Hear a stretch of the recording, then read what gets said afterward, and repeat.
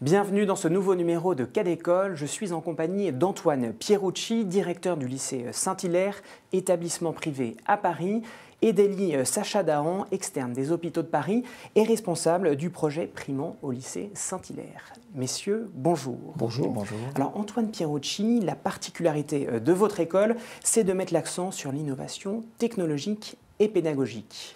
Oui, tout à fait. C'est-à-dire qu'on considère qu'il n'y a pas un élève qui serait un élève standard, mais que chaque élève a des besoins spécifiques et que à la fois la technologie et la pédagogie peuvent être adaptées, peuvent permettre d'adapter notre projet aux besoins de chaque élève. Alors est-ce que vous pouvez nous donner quelques exemples justement de cette pédagogie spécifique? Oui, tout à fait. Par exemple, on a mis en place les classes inversées. Qu'est-ce que c'est? Les classes inversées, c'est permettre à l'élève, avant de venir en cours, d'avoir à connaître une partie de ce qui va être traité. De cette manière, l'enseignant va pouvoir mesurer ce qui a été compris. Et ensuite, ça va créer un cours qui va être beaucoup plus interactif puisque les élèves... L'étudiant participe beaucoup plus parce qu'il a déjà la matière pour interagir avec son professeur. Voilà, vous avez tout compris, c'est exactement ça. Et du coup, ça crée des classes qui sont... où on peut vraiment suivre exactement ce qui est su. Souvent, les enseignants sont un petit peu trompés parce qu'il y a 3 ou 4 élèves qui sont bons et qui vont parler, on a tous connu ça à l'école, alors que là, il va mesurer les efforts de chaque élève puisque l'informatique nous permet de savoir qui c'est quoi et dans quelle mesure le cours est connu. Et du coup, ça permet de mieux travailler pendant les études dirigées ensuite. Et justement, les études dirigées, c'est aussi une particularité chez vous. Absolument, absolument. Donc, par exemple, nous, on estime que les mathématiques doivent être une matière, c'est pas une matière sacrée, il n'y a pas ceux qui ont la bosse des maths et les autres. Aussi, on a créé un atelier de maths, donc qui dure 2 heures, et qui permet à tous les élèves d'aller rechercher toutes les compétences qui leur manquent pour comprendre les programmes. Voilà. De la même manière, tout à l'heure je parlais de ces quelques bons élèves dans la classe qui peuvent parfois faire illusion auprès des profs, nous on va les utiliser et on va leur permettre de faire du tutorat en mathématiques. Il y a toujours 1 heure en mathématiques, en physique, où les bons élèves prennent en charge les élèves qui sont en difficulté. Ce qui fait que le professeur n'est pas seul en face de 30 élèves, il y a tous les élèves qui sont en cours avec un élève qui est un référent et le prof a des relais. Et donc, tous les élèves sont touchés.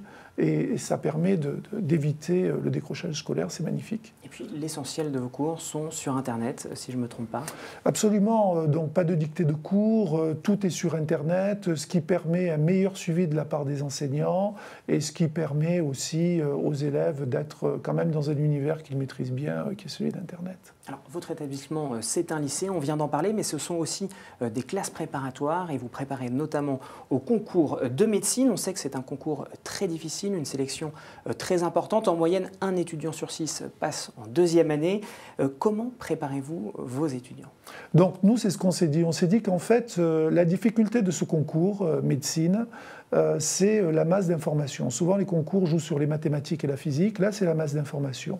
De septembre à décembre, il y a les gamins qui débarquent du baccalauréat se retrouvent en face d'un univers qui est nouveau, avec des modes d'interrogation qui sont nouveaux, et une masse d'informations qu'il est difficile de traiter. Alors on s'est dit, avec Élie, que ça serait bien, à partir de la première, de donner des cours et de préparer cette période-là.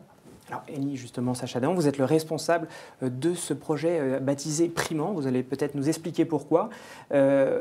Expliquez-nous de manière très opérationnelle, effectivement, comment vous commencez à préparer les étudiants dès le lycée à ce concours de médecine. Eh bien, étant moi-même passé par là, je me suis rendu compte qu'à la sortie du baccalauréat, on n'était pas vraiment préparé aux études supérieures, ou du moins on n'était pas vraiment préparé au concours de médecine.